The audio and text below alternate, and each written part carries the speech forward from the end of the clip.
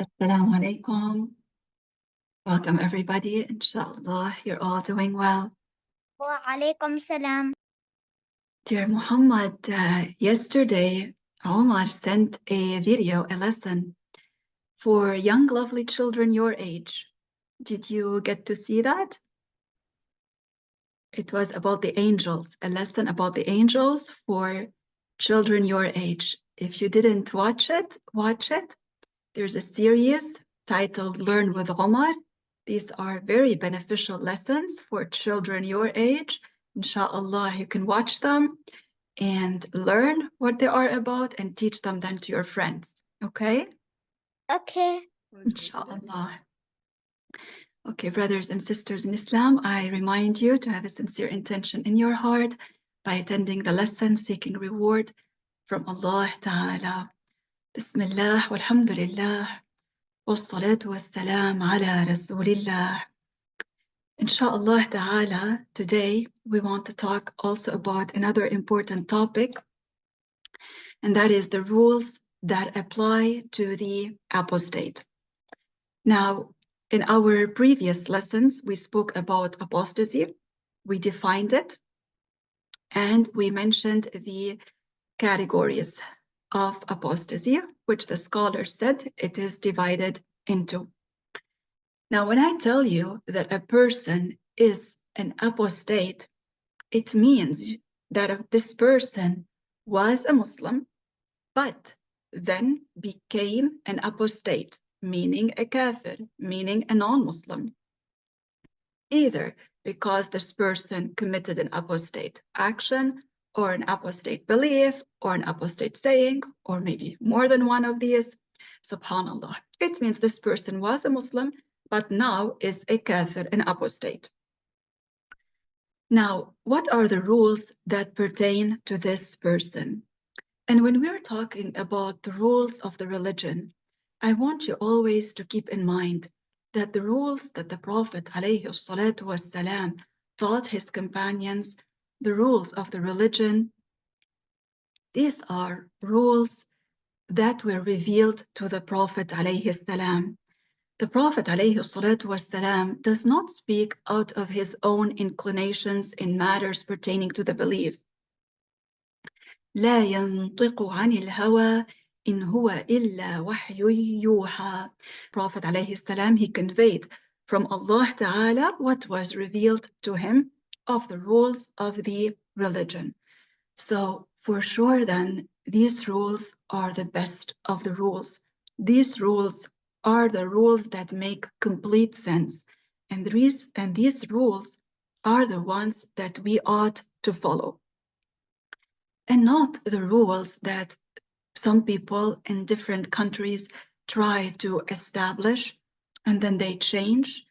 You know, they do some kind of trial and error for a period of time. They come up with these rules. Then after a while, they change them, and then they change them again, and they alter, etc. Now, we are to follow at all times the rules that the Prophet ﷺ taught us to follow. There is wisdom in these rules. These are the best rules for us to follow.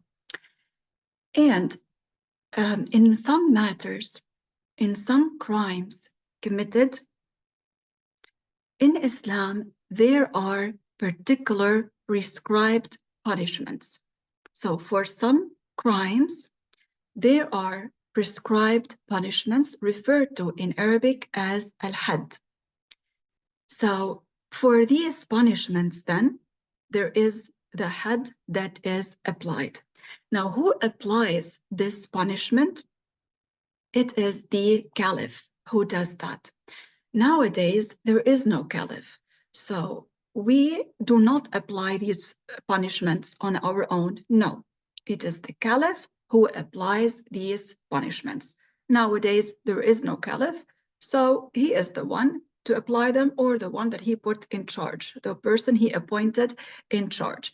But now we do not have that, okay? However, had there been a caliph, then for sure these punishments need to be in place and applied. And subhanallah, when you learn about particular punishments, I want you always to keep in mind that this is what is better for society. If these were applied, this is what is better for individuals within families, for the society at large. For look at what is happening nowadays. And always keep in mind, we do not speak negatively about the rules of the religion. We do not say about any punishments in the religion that are prescribed in the religion. We don't say about any of these punishments that they are cruel or that they are unjust. No. Again, these punishments, these prescribed punishments, referred to in Arabic as had, these were taught by the Prophet ﷺ, and he himself ordered for some of these punishments to be applied during his time when there were people who committed particular crimes. So we should not speak negatively about these punishments at all. We do not say about them that they are cruel or that they are unjust, because, subhanAllah, there are people nowadays who want to portray a negative image about Islam. And they try to portray a negative image about these prescribed rules. Some of them say, oh, look at how cruel these Muslims are. No, not at all. Applying these rules is what is better for society. And the more you learn about these rules, the more you would think that if these rules were applied, a lot of the crimes we are seeing spread nowadays, they would not be happening. If these rules, Islamic rules, were applied, a lot of the crimes that are spread nowadays, I don't think would be happening. And subhanAllah, when you notice what types of sins are being committed nowadays and crimes, and they are spreading more. In the past, particular sins that were committed, some people who committed these sins, such as, for example, the sin of zina, fornication. In the past, many people who used to commit these types of sins, they did them in hiding because they knew that this is not accepted by society. So they did these kinds of sins in hiding, away from people, for people not to see them. Whereas nowadays, many of them speak publicly about these sins they are committing, claiming there's nothing about it. And you know how it is spread, fornication nowadays, to the extent that so many families do not even know the children, whose child that is. Is it from this person, from that person? Subhanallah. So we're living really in hard times to an extent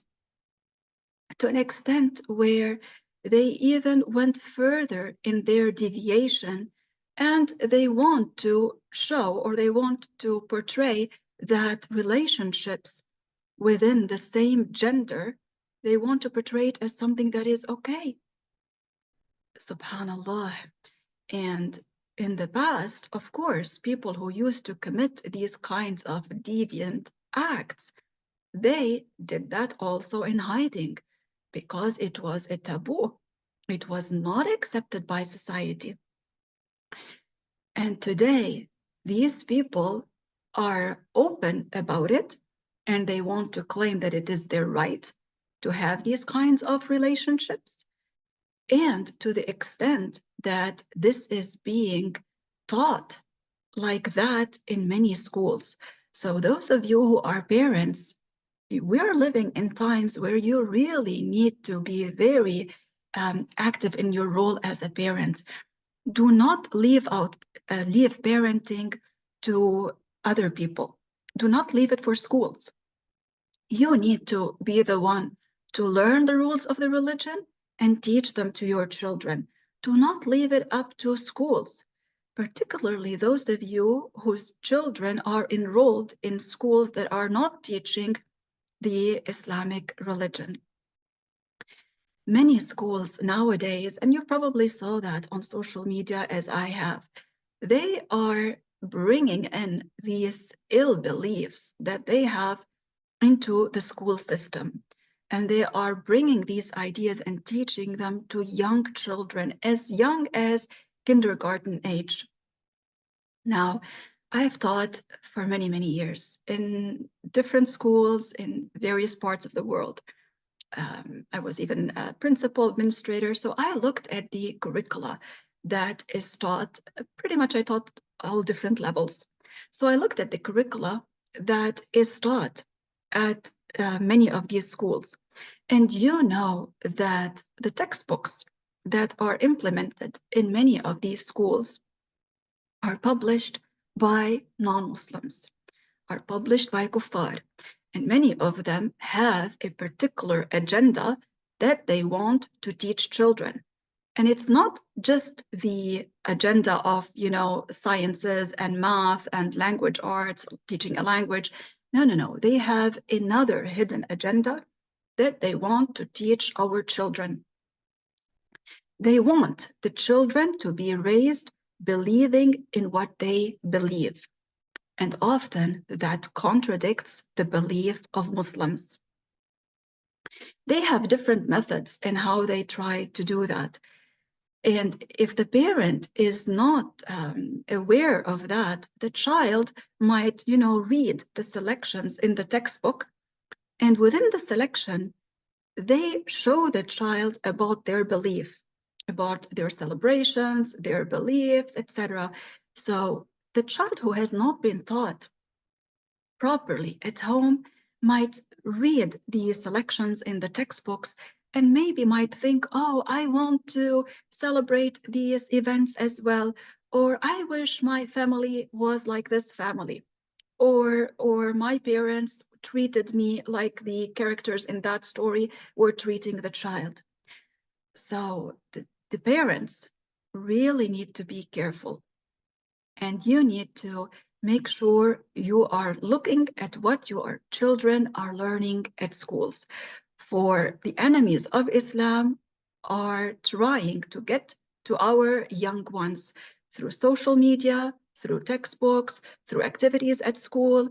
SubhanAllah, we're living in a time where, sins are widely spread. And Muslims need to hold on steadfast to the Islamic belief to protect ourselves, to protect our children and our loved ones, and spread these true teachings. So then, particular crimes have specific punishments prescribed in the religion. Now, in regards to what pertains to the apostate, it is an obligation upon this person who apostatized to return to Islam. And remember, we said that this is what is good for this person. So dying as a believer, this is what benefits the person. This is what is good for him. So then, it is an obligation upon the apostate to return immediately to the religion of Islam. And we will talk about this, inshallah. So it is an obligation. This person has to immediately return to Islam. If this person does not return to Islam, he doesn't know when he will die. He might die and not have the time to return to Islam if he postpones that. That means he died as a kafir, as an apostate. So this person returns to Islam. How? By saying the two shahada, the two testifications of faith. I testify that no one is God except Allah, and I testify that Muhammad is the messenger of Allah. Even if it is said in other than the Arabic language, in English or another language, he says what gives the meaning of the two shahada, the two testifications of faith. He does not have to wait for people to hear him. He does not have to wait for witnesses to come and hear him. No, he does not delay. Immediately he says it with his tongue. So he hears himself. He says it right away without any delay whatsoever. Now, there are rules that pertain to that. I think somebody asked now, if this person returns to Islam, yes, whatever he did of good deeds Before that, they are gone. Okay, they are gone.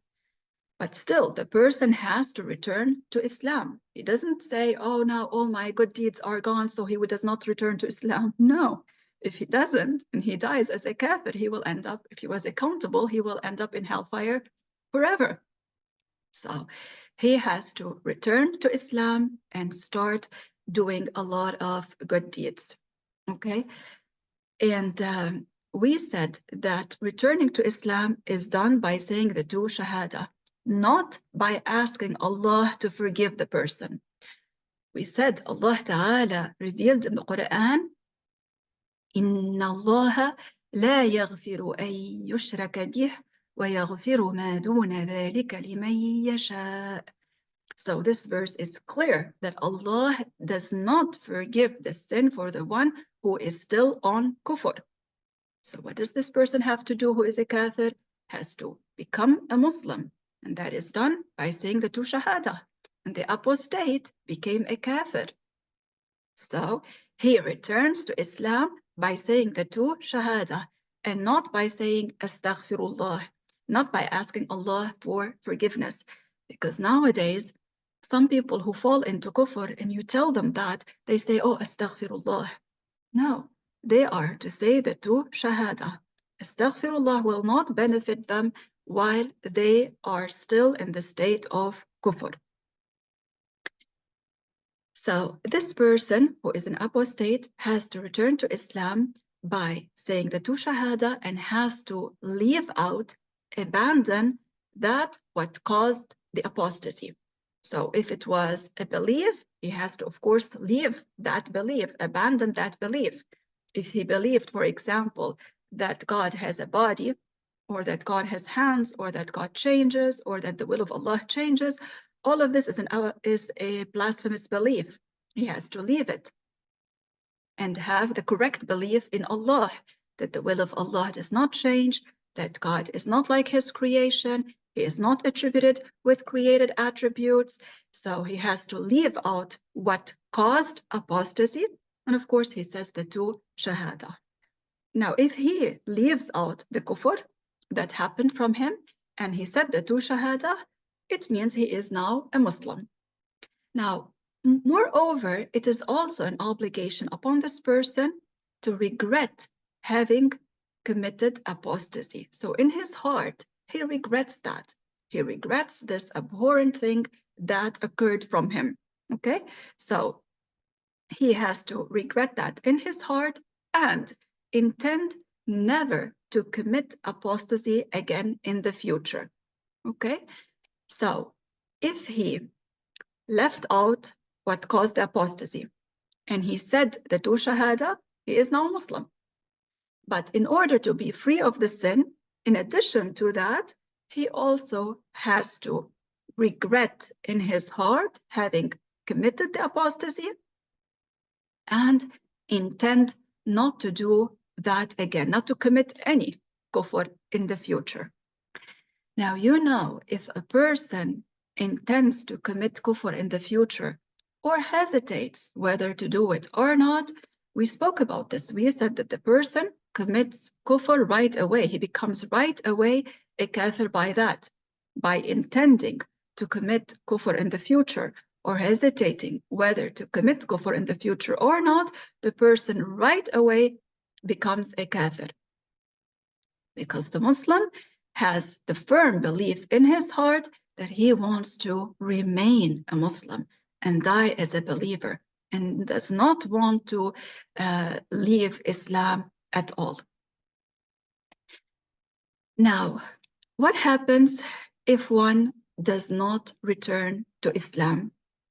The Prophet ﷺ taught, and he said in a hadith, "Man baddala dinahu faqtuluh."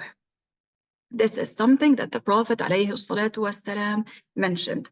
And we said that in the rulings, in applying the rulings of Islam, this is what is best for society. So if one became an apostate and did not leave out apostasy, he would be killed. By whom? By the caliph, not by anyone, not by us, We are not the ones to apply this. No, by the caliph. And today, as I said, there is no caliph. But the caliph does that after ordering this person to return to Islam first. He does not kill him before ordering him to return to Islam. So first he orders him to return to Islam by saying the two shahada. If he returns to Islam, that is it. He leaves him. He does not kill him. But if he does not return to Islam, then he would have him killed. This is the rulings in the religion. So if one does not abandon the kufr that they committed by saying the two shahada, the caliph would have him killed after ordering him to do so. Now the caliph relies on the testimony of either two upright male witnesses who witnessed the apostasy that was committed from this person, okay? Or from this person admitting himself. If this person himself, came to the caliph and admitted that he committed this apostasy. So either the person's own admittance or the caliph relies on the testimony of two upright male witnesses. Upright, we call that in Arabic, adil. So, or he relies on the testimony of two upright male witnesses. So, and as we said, the caliph would order him to return to Islam. If he does not, he will have him killed. And this is per the teaching of the Prophet, alayhi salatu wassalam, per the hadith that I mentioned, which means to kill the person who leaves out his religion, meaning who leaves out Islam to any other belief, whatever belief he leaves out Islam to. For we said, Islam is the only religion accepted by Allah. Inna ad-dina inda Allahi al-Islam. Islam is the only religion accepted by Allah. Allah Ta'ala said in the Quran, وَمَن يَبْتَغِ غَيْرَ الْإِسْلَامِ دِينًا فَلَن يُقْبَلَ مِنْهُ وَهُوَ فِي الْآخِرَةِ مِنَ الْخَاسِرِينَ. It means whoever takes a belief other than Islam, it is not accepted from him, and he will be among the losers in the day of judgment. So these verses are clear that the only religion accepted by Allah is Islam. Okay? All right. Now, what happens if this person does not return to Islam and he is not killed? Because, as we said today, there is no caliph, and this rule is applied by the caliph. So, since today there is no caliph and there are many apostate people, we need to know the rules that apply to them and how we interact and deal with them. This is very important to know. Among the rules that pertain to the apostate is that the apostate who committed apostasy, this invalidates his fasting. So let's say this person was fasting in Ramadan, for example, and he committed apostasy. And he returned to Islam right away. His fasting became invalidated. So for that day, he has to make up the fasting of this day right away after Eid, not on Eid day, because on Eid day it's not allowed to fast. So after Eid, immediately he has to make up this day. But on this day, even though his fasting became invalidated, he does not eat or drink. He continues abstaining from the invalidators of fasting. He continues abstaining from them, but after Ramadan, he makes up that day. This, of course, if he returned to Islam. This, of course, if he returned to Islam, and he has to. So among the rules then is that his fasting becomes invalidated. What else? There is something called in Arabic tayammum, referred to as dry purification in English. Inshallah ta'ala, afterwards we will get to this chapter, inshallah, which is when we are talking about prayer and purification, we will talk about tayammum.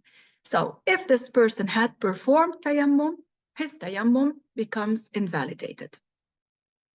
Now, in regards to his marriage contract, his or her, okay? So when I say his, you know that I'm talking about the female and the male, whether it is a male who apostatized or a female who apostatized. What happens to their marriage contract if they were married? Here we have two scenarios. One case, if this person was married and has not yet consummated the marriage, meaning he has not yet had sexual intercourse with the spouse. Okay, some people might be married for a while and they have not yet had sexual intercourse with each other. Okay, so if this person who apostatized was married and had not yet had sexual intercourse with their partner, by committing apostasy, the marriage contract is invalidated. Okay, so if this person then returns to Islam and they want to be married, they would have to do a new marriage contract. All right. As to the case where this person was married and they already had sexual intercourse with each other, in that case, if this person who apostatized does not return to Islam within the post-marital waiting period, referred to as iddah in Arabic, if this person does not return to Islam within the post-marital waiting period, and let's say he returned to Islam afterwards, and they want to be together, they have to do a new contract. The contract is invalid if this person who apostatized did not return to Islam within the post-marital waiting period. If, however, the person returned to Islam within the post-marital waiting period, if this person returned to Islam before this period was over, in this case, the contract is still valid. Okay, they are still husband and wife. The contract is still valid. Now, I said post-marital waiting period. When the female is divorced, she has a post-marital waiting period. It's a period, a specific time where she has to wait before she can marry another person. Okay? So for the female, without going into a lot of details right now about this topic, but for the female, for example, who has her period, her post-marital waiting period are 3 intervals of non-bleeding, non-menstrual periods. Okay? So for the female who has her menses, her menstruation, she would need to wait 3 intervals of no menses. So for example, let's say she has her period and then no period. This is 1 interval of no menses. Then she has her period and then another interval of no menses. And then she has her period and then another period of no menses. When this 3rd interval of no menses is over, it means her post-marital waiting period is over. Okay? So this is the post-marital waiting period here. If this person who apostatized returned to Islam within this period, the period was not over yet, then the contract is still valid. This is for the couple who had already consummated their marriage. They already had sexual intercourse with each other, okay? And if this person did not return to Islam until the post-marital period was over and later on returned to Islam, they have to do a new contract if they want to be married again. Okay? And this applies whether the person who committed the apostasy was the wife or the husband, okay? Now, of course, if one of them committed apostasy, they are no longer to be having a relationship as husband and wife with each other, as long as this person is still on apostasy, because he's an apostate. So they are not to have a husband-wife relationship with each other, as long as this one of them is still on apostasy. This person who committed apostasy, let's say if this person does not return to Islam, what then? Okay, whether this person was married or not, does not return to Islam. This person who is an apostate, his marriage contract is not valid. Meaning, if he wants to marry after having committed apostasy, his contract is not valid. He is not permitted to marry neither another apostate, a person who is an apostate like him, neither a Muslim nor other than a Muslim, okay? So the contract would not be valid for this apostate. There are more details pertaining to this topic. Inshallah, we will continue from here tomorrow. And Allah Ta'ala knows best. Inshallah Ta'ala, we will touch upon this tomorrow as well, my dear sister. Let us say together, Tahleel Lillahi Ta'ala.